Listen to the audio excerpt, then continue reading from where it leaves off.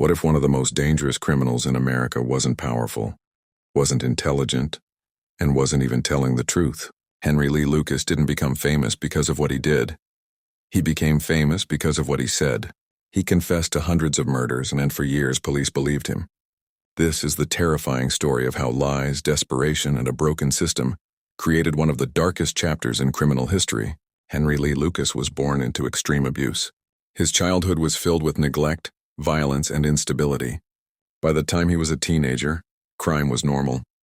He drifted, drank heavily, and survived by manipulating people. Lucas wasn't educated, he wasn't organized. But he learned something important early on.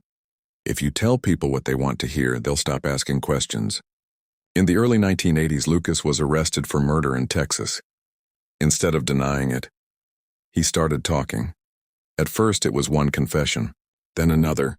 Soon, Lucas was confessing to murders across multiple states, murders police had spent years failing to solve. Cold cases suddenly had answers, and law enforcement was eager to believe him. The numbers kept rising: 50 murders, 100 murders, then more than 600 confessions. Police took Lucas on road trips, letting him identify crime scenes. When his details were wrong, investigators quietly corrected him. Why? Because closing cases looked better than admitting failure. Lucas realized the truth. Confessing gave him attention. Confessing gave him privileges. Confessing made him important. So he kept confessing. Eventually, journalists and independent investigators noticed something impossible. Lucas claimed to be in places he couldn't have been. Some murders happened while he was in custody. Others occurred hundreds of miles apart within days. Evidence didn't match. Timelines collapsed. And slowly, the truth came out.